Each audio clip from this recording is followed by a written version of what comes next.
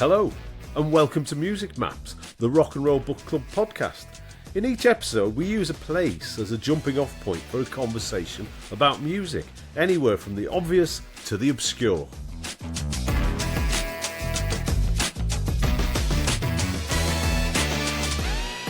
Our Music Maps guest this week is David Nolan, a writer, filmmaker, and superbly tanned from a recent trip to Barbados. God bless you. David is, well, to my mind, a writer of some fine music books. I'm going to mention a couple, or more than a couple. He did the first biography, I think, Bernard Sumner, Joy of His New Order. He was quick off the marks, far quicker than Paul Morley. 10 years quicker. 10 years quicker, writing about Tony Wilson. But he's also written about the 1975. Ed Sheeran, is that one of yours? Yeah. Ed Sheeran. Loads of books, all worthy of your attention. I swear I was there.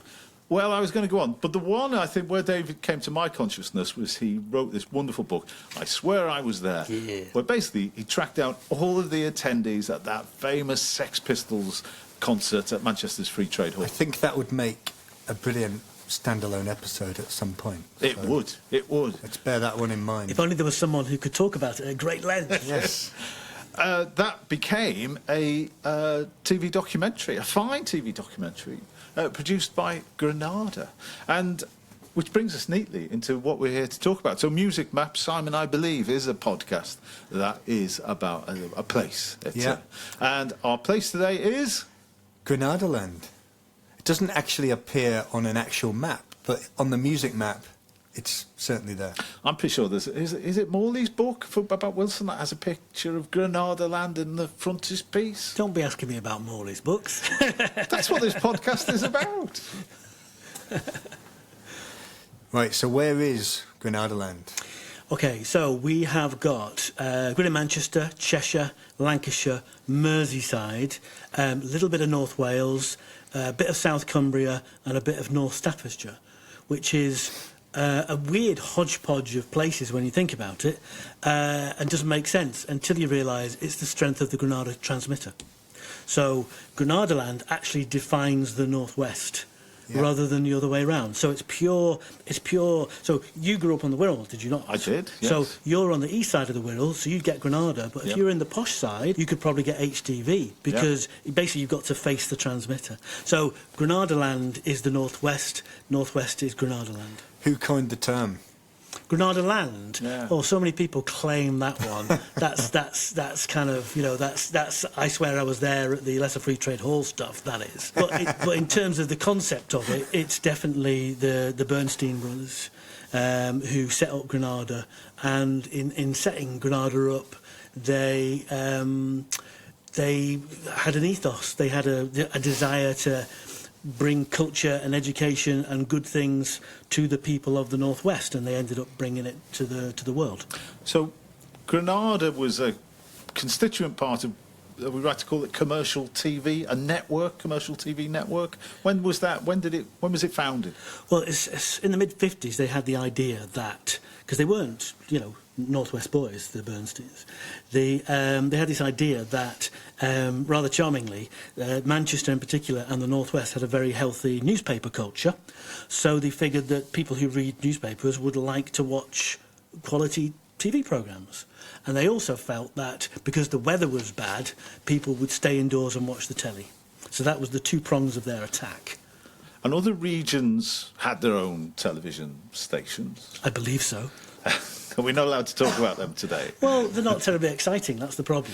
Were they all founded at the same time? Was it in the 50s? There was dribs and drabs, and then, you know, Granada had this kind of Yorkshire-y... oh, God, I was nearly sick in my own mouth then. Had this kind of Yorkshire sort of remit, and there was a shared thing, and then, you know, LWT would take over at the weekend. It was quite kind of messy to start with, and it took a while for it to, you know, getting into the 60s, for it to properly settle down into these... You know, these fiefdoms, these massive broadcasting giants that it became. Before we get on to music, what other programmes of note were broadcast on Granada in these earlier years? I don't believe you lads have enough time, quite frankly. Give us some of the major ones. Give us some of the big hitters. Big hitters. Well, I mean, 3 words is probably the best to sum it up. World in action. Yeah. That's enough, I think, to be going on with. But also, you know, Jewel in the Crown, Brideshead Revisited, Danger Mouse, you know, and all points in between. You know, if you're of a certain age and you've watched the telly and you thought, my God, I really enjoyed that, it's probably going to have what we used to call the Granada Blue at the end of it. University Challenge? Yes, yes. That's a good one. An absolute stalwart Yeah. in the Granada studios. And and Granada was always punching above its weight. And one of the cute things the Bernstein, Sidney and Cecil did when they set up Granada was they gave all the studios even numbers. To make it look bigger. To make it look like they had twice as many studios as we had. 6 studios, but numbered up to 12. 8 studios, yeah. So, and that stayed, that was still happened when I was still there. So, and that was a big middle finger to London. And that's something that will run right through the conversation. This kind of like, oh, well, you can't have a TV studio in Manchester. Well, fingers up. Yes, we can. Coronation Street, longest running soap in the world. In the world, yeah. 9th of December 1960. I mean, that's incredible to me. That's like 2 years before the Beatles. Yeah, I mean, it is, you know, again, without, you know, banging... Well, no, I'm here to bang the table. There will be a lot of firsts and mosts in this conversation. The first time such and such a band appeared, the first time this happened, the first time that happened. Yeah, Granada, you're welcome. What can you tell us about the distinctive Granada logo? Well, it's changed, it's morphed quite a bit over the years. I saw Nick Park being interviewed the other day. Oh, that one. Well, I think he's a nice chap, personally, but and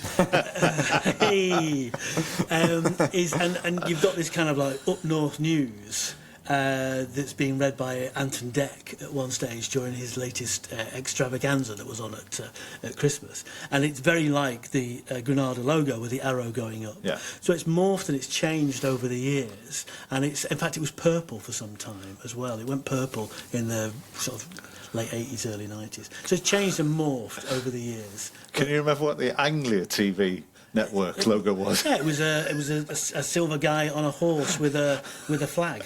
I often pondered why, because that's rubbish compared to Granada. You wouldn't have the that on a Granada t-shirt, logo is a particularly good one. You wouldn't have a silver man on a horse on a t-shirt. You wouldn't. Nigel Farage would, I reckon. I reckon they'll be bringing that back. I tell you what, I would fancy a Border TV t-shirt. Because I'm very big on t-shirts. I'm very particular about the t-shirts. The Krypton Factor is another one. When I was a kid, the assault course on the Krypton Factor was probably the best thing on TV. Fantastic. Yeah. And see, let me merge two things together here. Do you know who Gordon Burns, the presenter, do you know who his cousin is? Go on. Ed Sheeran. Oh, right, wow. He's Ed Sheeran's cousin. I remember when my sister went to university in Manchester and she put the local news on and he was presenting, I was like, it's the bloke off the Krypton Factor. I had no idea that he was in the Northwest, a bit like Tony Wilson. He was like a regular figure to me. Yeah. It must be mad to come to Manchester or to Liverpool and go, Johnny Wilson's reading the news. Yeah. What the hell? What dimension have I fallen into? But yeah. Now, Lord Reith's BBC had that well-known remit to inform, educate and entertain. Did the Bernsteins also have something that they want to do? They encapsulated? Enrich people's lives. You know, enrich people's lives. Not enrich people's lives, but enrich. Well, from the Wirral, parts of the Wirral, potentially, yes. But to make good stuff and to innovate. And as we get, you know, if we get onto it, talking about some of the great programmes like, you know, Doors Are Open and Johnny Cash at San Quentin and Stones in the Park, those programmes came about because Granada said, this in the late 60s, television is getting too staid. It's getting too compartmentalised. It's getting too cliched. We need to mix things up. So they set up a department to mix up genres. So that's why when you watch The Doors Are Open, you see this mixture of concert performance and Vietnam footage and the 68 riots and all this kind of stuff mixed together. Granada did it on purpose because they felt in the late 60s that television was becoming too formalised and too staid. Imagine that happening now. Now, all of those three documentaries you've mentioned, the Johnny Cash, Rolling Stones, we are going to talk about them in a little bit, but they, again, I haven't seen them for a while, but I'm struck by these are proper documentaries. These are well shot. It sounds like quite a bit of money's gone into them to get a crew out there. Was it an intent? How do you afford to do that? It wasn't an intention. Were they sold? You know, like nowadays, I imagine you want a Netflix. You want to sell your product to as many territories as possible. Was that an idea behind? Could they fund that because they were going to sell it on to other places? You're talking about things that didn't occur and that we didn't care about. Okay, we couldn't give a stuff about your territories and your selling on. So this is back to that enrichment of people's lives, and this is how we're going to do it. And it's rock and roll program making done on the hoof and the way that we want to do it. So who was responsible for those? Was it Sidney or Cecil Bernstein, or is there somebody we should be thinking about? No, the Bernsteins were the final word, and they were the ones who said, yeah, fancy that. Go. Again, a theme that will come up a lot, which is that sounds really interesting. Go and do it. You know, and very often people write books and make films about factory records and things like that, about the crazy way that factory records was operated. It doesn't seem crazy to me. Tony Wilson just used the Granada model, which is that sounds interesting. Go and do it. Granada was clearly aware that there was. We're going to focus on music. That was musical talent in the region that was having an impact, because they are the first TV broadcaster to put the Beatles on TV. Is that correct? Yeah, in fact, I for fun, I used to sometimes go back into the archive to see what I could find that was odd and unusual. And I found, certainly in the news archive, because for news you'd always be doing stories about the Beatles, there was some footage of the Beatles shot in a cavern, but the sound guy had clearly been in the crack round the corner, which is, for those viewers who don't know, the pub. Some of the guy, isn't it, is the footage. It's the only footage from the cab. And there's no sound on it because it's screwed up. And I just kind of thought, which actually makes it kind of more hypnotic in a way, because you're imagining what it felt like and sound like. And so they wanted better footage? Well, I like that footage. Yeah. And they've got all that great stuff with them. If you're selling a new band, larking about with Ken Dodd and all that kind of gear, it's really, really fantastic stuff. But to come back to your point about the kind of quality of it, the great thing about Granada was a pool of talent. So the person who was working on your thing could have just come off Brideshead Revisited, or could have just come off World in Action, or could have come off this, that and the other. So if you work there, you're having to do a lot of different things? Well, it's just that, like, they didn't, there's no good paying someone to sit in the pub, so they would send them off. I can remember editing something for when I was in news, and I said to the guy, I've not seen you before. And he said, no, I've been working upstairs, but it's quiet today, so I've just come down to help. And I said, what are you working on? I said, I work on the ups. I said, what do you mean? He says, 7 Up, 14 Up, 21 Up, 20. The greatest documentary series of ever made. Michael Apted. Yeah, and he was cutting my little piece of nonsense, And he's a guy called Kim Horton is still a great pal of mine. And that showed me this is such a pool of talent. So if you look at stuff, if you look at The Fall doing Psychomafia and Industrial Estate, it's really well shot, and the sound is great because they had the best of the best of the best working on it. When Coronation Street got really big, did that take over the studio to a degree? Well, the thing, Granada was utterly democratic. So there was no any kind of like pecking order. Everyone was kind of equal. So there wasn't any, we would, some of the street guys would come drinking with us and we'd go drinking with them, and it was very, very democratic kind of place. Anyone who didn't operate like that was shunned. So the Beatles make their TV debut, we touched on it there, October the 17th, 1962. And then, obviously, moving on from there, we've got this Rolling Stones gig in Hyde Park, which we mentioned with the Doors. How come Granada end up broadcasting this and Johnny Cash at San Quentin and this quite sort of stuff that presumably wasn't on TV? Because there was a specific unit set up to mess things around. We don't want documentary done the same way. We don't want music programmes done the same way. We want to mix them together. We don't want drama and compartmentalised and news. We want to mix them up. So it was a deliberate thing to mess up the genres, to go and do stuff that other people weren't doing. Imagine having that today. You would, in fact, today you would have in the TV operation, you would have the opposite department. That would come a department to make things more safe and make things more homogenous and the same as everything else. To make everything more Paddy McGuinness. That's what you'd have. And so, yeah, they were messing things up deliberately. Even early on in TV, they were deciding that the TV is formulaic, we need to mess with it. So that's why you had, the Stones and Johnny Cash. And of course, that famous shot of Johnny Cash. It's a shame this is for sound, because I'm now giving you the finger. This famous shot of that, he's doing it to a Granada cameraman. Jim Marshall, the photographer who took it. So a notable show takes place at Whalley Range Wilbraham Road Station, recorded for Granada TV, the Blues and Gospel Train. Who was featured on this? Wow. Sister Rosetta Tharpe. Just amazing. And Muddy Waters to a lesser extent. But yeah, this is what, again, talk about messing with the genres. Let's get a disused railway station. Let's dress it up as if it's in the deep south of America. Let's get some of the great blues and gospel players to play on the platform with the audience on the opposing platform on kind of bleachers kind of seating, and let them let rip.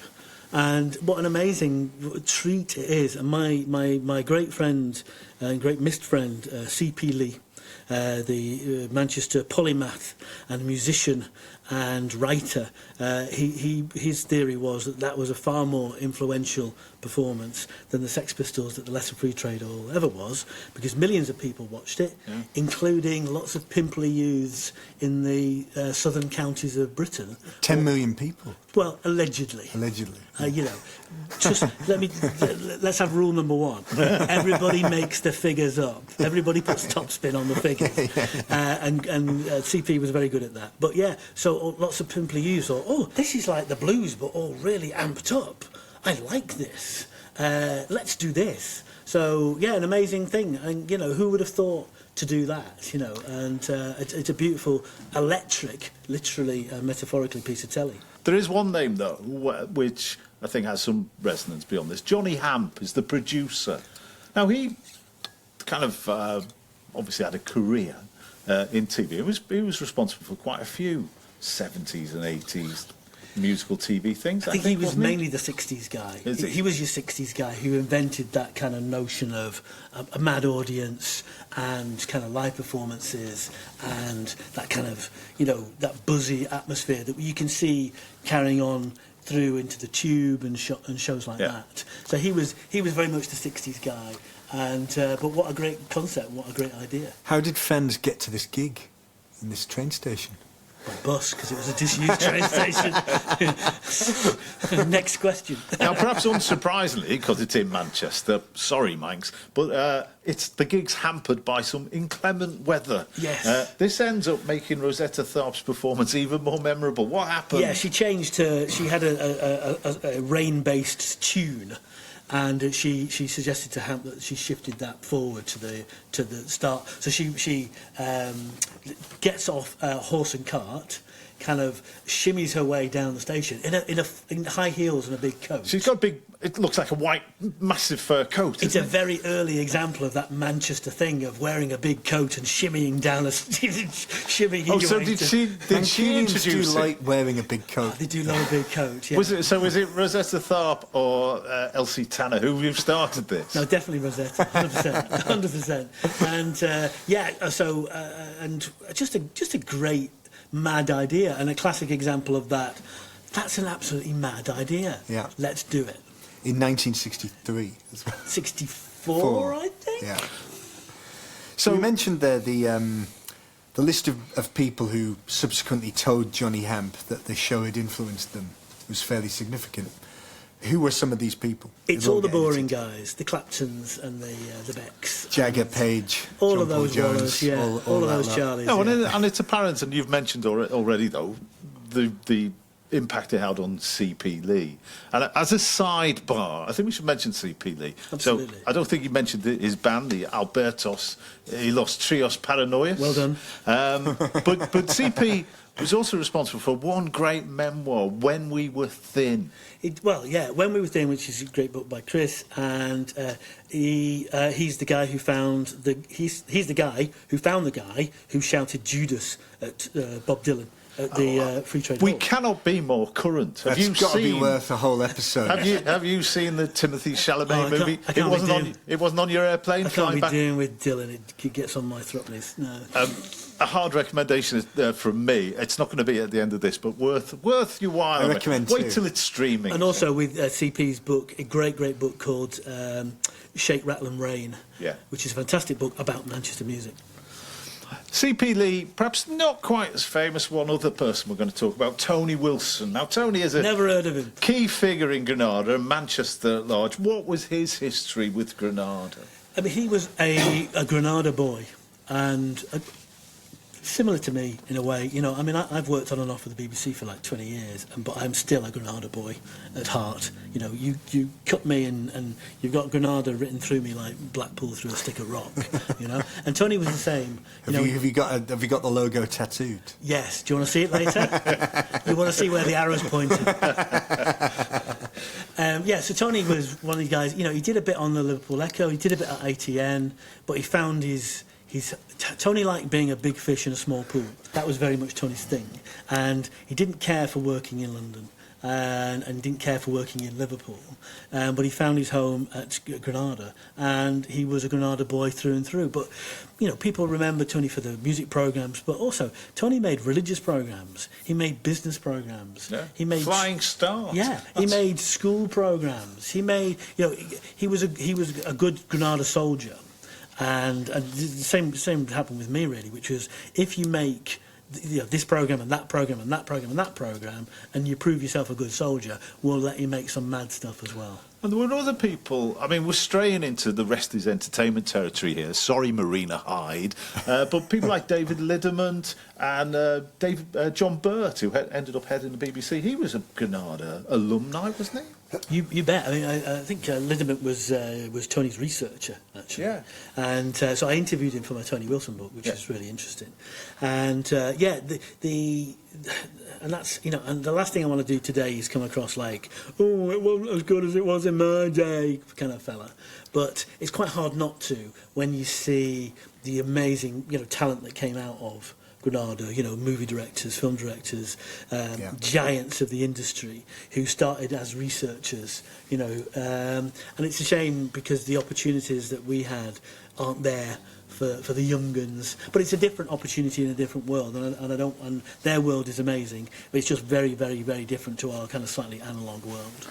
Now, I know there will be listeners to this podcast who are aware of Tony Wilson's programmes, but they were not fortunate enough to live in Granadaland, so maybe haven't absorbed them. I can tell you, I had no idea Tony Wilson was on TV regularly until I was well into my 20s. Yeah, because like I said, he was a soldier, so it wasn't on TV where I lived. So. Yeah, of course not. And these regional fiefdoms are, again, you know, when you would look at the TV Times and see the regional variations and go, oh, flipping heck, I'd love to watch that film. It's on in Border, you know, unless you're really lucky at the bottom end of the Wirral, and if you're really lucky, you could get HTV and Granada. I think we experienced that on one or two occasions. Early Freeview. Very exciting. The worst ones where I lived in the northeast was they would show variations of football. So if there was like Manchester United against Juventus, they'd show you like Newcastle against Dynamo Zagreb, and there was no way. That was never an issue in Granadaland because we had Gerald Sinstadt, we had every great game. We had Elton Wellesby, mate. Elton Wellesby. We didn't quite have the same calibre. No, we didn't. I know lots of people will like swear, in the same way lots of people swore that they saw the Sex Pistols swearing on Grundy, and you have to say to mate, it was only shown in London, and you were in Glasgow. And lots of people think that they saw So It Goes, for example, Tony's 2 series of So It Goes, and and could think, well, it was a network programme. It wasn't a network programme. It was what we called a soft network programme, which was shown in some areas but not all areas. And so 2 series of So It Goes that Tony did, Other Side of Midnight. So who was on So It Goes? So It Goes 1 and So It Goes 2 were very different beasts. So there's 2 series. Yeah, so It Goes 1s, you would get your John Miles. 19 episodes total. Your John Miles, and maybe if they were feeling outre, you would get your Bebop Deluxes. But also, it was actually not a music programme. It was like a satirical comedy. So there's a lot of other stuff in there. Clive James was on it. Peter Cook was on it. They used to basically ferry him up drunk from London. Peter Cook, that is. So it was kind of like, it was a smart artists programme for smart artists, basically, with a bit of music on it. Yeah. And then the last episode of the first series, they had the Pistols on, because it was for an unsigned bands. And they had the Pistols on, which is quite possibly Granada's most used clip footage. And I interviewed basically the entire production team for I Swear I Was There for that day. It's one of my specialist subjects. So it's the Sex Pistols TV debut. So they've had the Beatles' first TV appearance. We've now got the Sex Pistols. Yeah. So how does this appearance go down? With the Bernsteins, very, very badly. Right. There's a thing in TV, they used to have a thing called the Ring, which was you could basically switch a telly on anywhere in the building and watch what was going on in the studios. And the Bernsteins were watching the Pistols rehearsal, and they saw one of the greatest women I've ever met in my life, Jordan, with her swastika armband on. And as you can imagine, for a Jewish gentleman of a certain age, this was went down very, very badly. So it was literally them who said that is not going to happen. There is a great myth within Granada that because the Bernsteins insisted that we do not have German microphones on site. That's how seriously they took that matter. Right. So we're seeing Jordan with her swastika armband on went down very badly. Yeah. So the whole thing was delayed over this thing. In the end, you see it's covered with white tape. It was a chaotic piece, and if you ever watched it and wondering why it goes all weird at the end, the actual version that they did of the song was about 9 minutes long. Right. And the last 6 minutes was them just doing feedback and kicking the set apart. So they edited it with that weird thing, and luckily they had the shot of Johnny looking into the camera to save the edit. But the actual version of the song they did was about 9 minutes long. I think we'll definitely at some point get David back, do a full episode about Sex Pistols at the Trade Hall and, you know, their connection with Manchester at some point in the future. So on this second series of So It Goes, who else appears? Everybody. So it completely changes tack. It's a very eclectic group of... It ceases to be this smart artist programme, and it becomes this let's go out into the clubs, into the pubs, into the venues and film bands. And that's what it becomes. And just that, it's just magic, you know, be it, you know, XTC at the, you know, Middleton Civic Hall.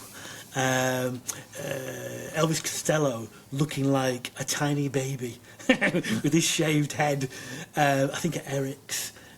So let's get out, let's go and document this. And if the guys hadn't done that, then basically the documentaries for the next X number of decades would have been half empty, because most of that stuff that you see, you know, of penetration, of Pauline Murray having a beer thrown at her, right, you know, from the audience, and then the guy gets battered. All of that stuff, all that punk, new wave, classic. We'd have no From the Vaults with Guy Garvey, would we? No, you wouldn't. And actually, I found that programme kind of slightly disappointing, because I don't know who worked on that, but I just, you know, I was just like, every time I watched it, I thought, oh, God, you've missed this other bit that's there, and, you know, maybe a wiser head on it. I mean... If you think if it was on the BBC, they'd have probably taped over the tapes, wouldn't they, in 1982 during some kind of austerity drive? I mean, and it's a moot point, isn't it? There's so many of these things captured that were just not really appreciated, and which is why they have such huge value now that we can see them, because they are snapshots in time. Well, luckily, the people who worked on them realised the value of it. Yeah. So any producer, any director worth their salt would take a copy of the master and stick it in their loft. They're filming in some quite unusual places here. The Hope and Anchor, London, the Electric Circus, Manchester, Eric's in Liverpool. And, I mean, some of the stuff written down here that Tony Wilson interviewing Paul McCartney George Harrison, Leonard Cohen, and then you've got obviously Sex Pistols, Joy Division, some really new stuff, and it's just a completely eclectic mix. Yeah, the Electric Circus stuff. You can see on one bit, you can see Mick Hucknall on the front row, quite clearly, which I think where this myth came from, that he was at the Leicester Free Trade Hall, which is not... Did he claim to be, or...? Well, here's the thing with that story, the whole Leicester Free Trade Hall thing, is that Mick Hucknall did an interview with Q magazine where he said, I wasn't there. I wish I was. I'd love to have been there. It would have been fantastic to be there, but I wasn't. And, you know, I wish people had stopped saying that I was. And then 2 years later, he did an ITV special, standing outside the Free Trade Hall, saying, yes, here we were in 1976. We all saw the Pistols and this, that and the other. So, you know, people are the worst witnesses if you're trying to, if you're trying to, get things down correctly, as I tried to do all my career. Now, Tony comes back with a new programme in 1988, The Other Side of Midnight. Who appeared on this? All of his acts. There you go, next question. The four weren't a Tony Wilson act. They were a huge... Oasis, they weren't on it, actually. No, Stone Roses. There was That's his missus. Is that the one where the sound goes from the Stone Roses? No, that's Newsnight. That's BBC. Yeah. No, I mean, Other Side of Midnight was pretty outrageous. You know, again, wouldn't happen now. You wouldn't have somebody booking their own bands to appear on their own programme and talk about their music. Pretty outrageous stuff. But the style of it's interesting. It's that kind of white out, which that became so common it became a cliche in a way because it's very cheap. It's a cheap way of doing it. That completely white kind of studio. But yeah, so you've got the guy, he signs the bands, he puts their records out, and then he puts them on his programme. By this point, Factory Records is a thing with Tony at the helm, for anyone that is not aware. So he's basically using it to promote all his own bands. Absolutely outrageous. Like So It Goes, though, it was a magazine programme, wasn't it? It wasn't just live bands in the studio. Yeah, it was stuff and nonsense as well. So I do remember, I'm pretty sure, I've never checked if this is on YouTube. I remember watching it once, and he's interviewing somebody. There's two things about it. You've just mentioned the Whiteout studio, and of course they had those Ponzi Charles Rennie Mackintosh chairs. Don't know where they found them, whether they were real or whether they got Granada woodworkers to make them. But I remember he was interviewing some kind of fancy concert hall pianist. And I think it's one of those, Tony would say, he'd play him the Sex Pistols. This guy he plays Rachmaninoff. Say, what do you think of this? And plays him a bit of Happy Monday. But I think this guy demonstrated his abilities by playing the piano with an orange in his hand. There you go. There we go. I mean, it was basically What's On, which was a little 10-minute thing, the 10-minute thing that Tony used to do. And it wasn't just Tony, though, on What's On, was it? Because no, it wasn't. No, it was... So What's On's at the end of the news? Yeah. So every day or weekly? No, once a week. Towards the end, sort of Thursday, Friday. Yeah. So Dick Witts used to do it for a while, of one of the great Manchester bands, The Passage. Yeah. And Margie Clark used to do it as well. So, and I remember them having Echo and the Bunnymen on for the very first time.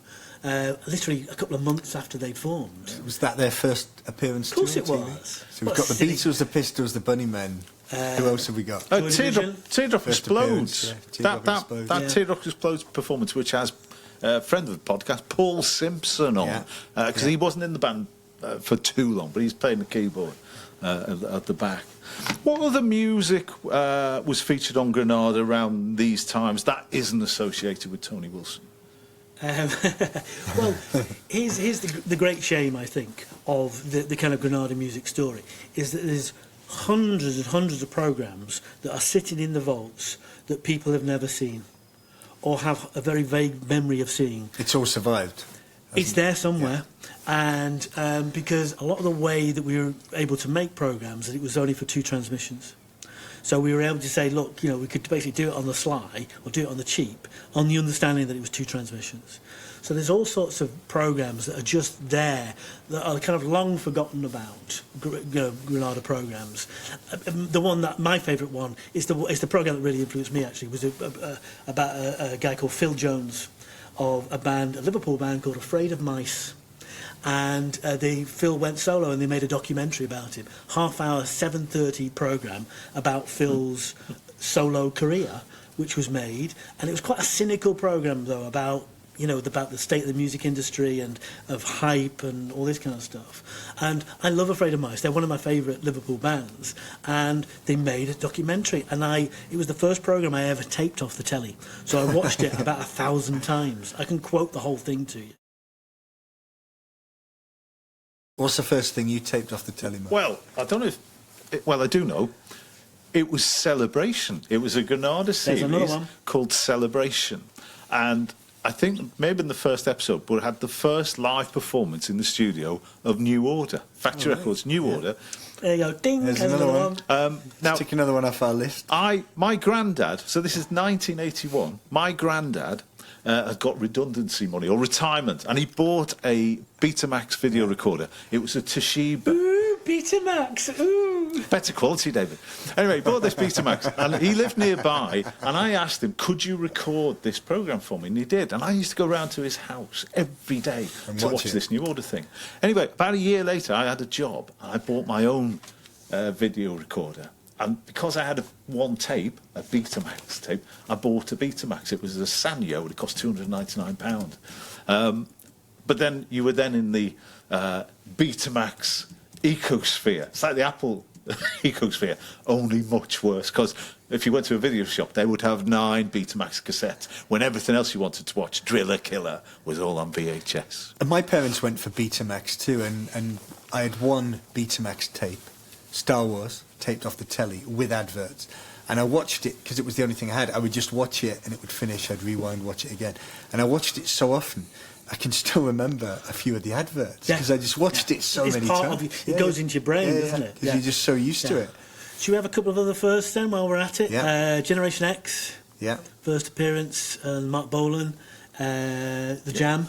The Jam, There's another one. David Bowie doing Starman. Oh wow! Several weeks before ahead of Top of the Pops. Ahead of Top of the Pops. So loads of people say, "Oh, I watched it, Ziggy Stardust," and he pointed at the camera, and he was pointing at me on Top of the Pops. We saw it weeks earlier on Lift Off with Aisha. What about the Bay City Rollers? An amazing programme, very much to that formula. The Rollers, Arrows as well did one. 28 episodes of Arrows. The Rollers one, I think, has the single most bizarre piece of music television I've ever seen, which is when one of the Rollers was replaced. So they had all members of the band on a globe that's circling, and they were looking down on the earth, and then the new roller came in and handed over to the old roller, who joined the group, and then carried on circling the globe. Just a bit like as if they were going to take him off and murder him. Just a bizarre kind of piece of telly. But yeah, the Rollers, live audience, young kids, bing bang bong, fantastic. Now, I know the Rollers were a national phenomenon, but again, as you say that, I think, it's curious that it was Granada that filmed that, and not, I don't know, whatever the Scottish equivalent was. Well, because Granada had the pedigree, basically. They had the pedigree, and they'd done the Bolan shows, they'd done Shang-a-Lang, they'd done Lift Off with Aisha, they'd done all, they had the gear, so they were, oven ready for people to just go in and do bang. So, so Arrows came in, 28 episodes of Arrows. It showed you how quick and how fickle the 70s pop scene was, because one minute Mark Bolan had his own programme with David Bowie on it, and then the next minute he's appearing on the Arrows on his own towards the twilight of his career doing Laser Love, I think. Now, you yourself were given an opportunity. What came first, the book or the documentary, I Swear I Was There? The documentary. I basically joined Granada because I wanted to make this documentary about the Pistols at the Free Trade Hall. And I was a good Granada soldier, and I worked my way up, through the newsroom and producing news and this, that and the other, literally thousands of hours of news that I did, and then started making programmes. I think I made about 200 features when I was at Granada, something like that. Wow. And but I wanted to make this documentary about the Free Trade Hall, and I was making it about, what's the truth about, the Free Trade Hall, the Sex Pistols, and who was really there, all of that. And I got called into an office by the head of sport, a guy called Don Jones. And Don said, tell him that story about the Sex Pistols. And I was like, so I told him this story about how I'd always wanted to do this documentary and this, that and the other. And this guy who I'd never met before said, do you think you could do a book to go with it? And I said, yeah. And so I worked all day on the programme and all night on the book. And I had about 10 weeks to do the book. Blimey. At the same time as working on the programme, and it nearly murdered me. And I'm 15 books in now. Yeah. And it's all because a typical Granada... Tell them that story about the Sex Pistols. And they said, yeah, all right, you've got a book deal, we'll sort out the paperwork this afternoon. And my whole oeuvre came from that one little, pre-pub meeting. Following that one, what other documentaries, music ones, did you... I did a thing beforehand called Wall of Fame, where we built the largest piece of public art in Manchester for 30-odd years and put famous faces on it on a mural. And as we went along, we made little documentaries about L.S. Lowry and Gracie Fields and Ian Curtis and Lennon and McCartney as the mural was built. Fantastic. Yeah, there's a mad idea. Let's build a mural in Manchester and put famous faces on and do documentaries. Yeah, go on then. So I did that. I did a documentary about Echo and the Bunnymen. I did a Smiths one. There's another one. I've seen that. Yeah, the Smiths. I didn't know you'd made it. Morrissey was in what I think is the best part of Morrissey's career, which is the bit where he wasn't doing interviews. Right. Very much my favourite Morrissey period. And they said, his best work. Yeah, his finest work, without a doubt, when he wasn't saying anything out of his mouth. And I said, I want to do a Smith documentary. He said, well, Morrissey's not talking. Well, we'll make him into a cartoon. And so we did. He was not happy about it. He wasn't happy. No, I've still got the letter framed at home from his solicitors. He does enjoy writing a terse letter. He enjoys penning an epistle. Is what he enjoys doing. I did that. I did about free festivals. But, you were encased in music all the time. Yeah. Like, when I was doing the news, you would have a music outro if you could possibly get away with it. Yeah. So one time I had Squeezing in the 1990s doing Electric Trains, and I booked them to play it. We realised that they had the words pubic hair in the song. Right. So we couldn't... Someone said, we can't be having pubic hair at lunchtime. People will be choking on it. I sat in the green room with Glenn Tilbrook, and we changed it to stupid hair. So I like to tell people that I had a hand in rewriting... Like the Rolling Stones, Let's Spend Some Time Together. Yeah, so I had a hand in rewriting a Squeeze song. Yeah. But so music was everywhere, even on the news, as well as the programmes you made. Right, Mark, true or false, you decide. We know that Granada broadcast the 1958 Rochdale by-election, the first groundbreaking coverage. Did they also screen the first ever general election debate amongst leaders of the three main political parties? I can't see that. Why would they do that? That would be ridiculous. I'm saying no. I think this is true. 50 years later, was this still... It's first. If it's a first, it's Granada. ITV Granada. The answer's yes, always. The answer's yes. Second one, former Batman Adam West once appeared on a Granada programme. Conceivably possible. I don't know what he would have done. Again, I don't know why, but I'm reminded, again, it wasn't a TV programme. Telly Savalas doing a puff piece for Birmingham. Yeah, Kojak. Yeah, he did. Did Adam West appear on Granada? It sounds psychedelic enough to have happened. Apparently so, yeah. Which of these was not filmed at Granada? Queer as Folk, Cracker, or Cold Feet? I'm going to say Cold Feet. Because I know Cracker was. Oh, no, am I wrong? There we go. Trick question, they all were. Ah, right. Just to illustrate the volume of material that we're talking about. Well, so I knew Queer as Folk was, because it's on the Canal Street is one of the places. So Russell T Davies, obviously writer of Doctor Who, Robbie Coltrane, Cracker, yeah. At the end of each episode, we each recommend something you've liked for a long time, something you've recently discovered. Mark?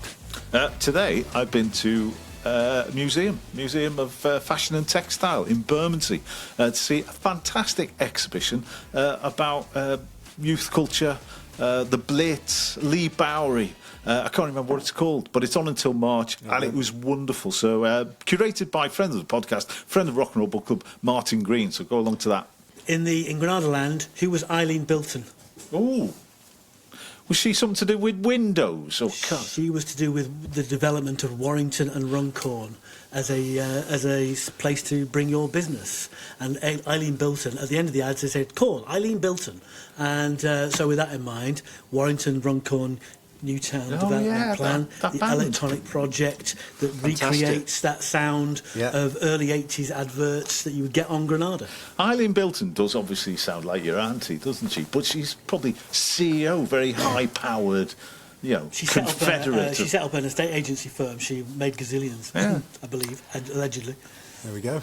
I'm going to go with Nosferatu, the new version of Nosferatu, made by a man called Robert Eggers. He's American. He's made The Witch, The Lighthouse, Northman, and Nosferatu. And I personally And of course, the original Nosferatu was made by Granada.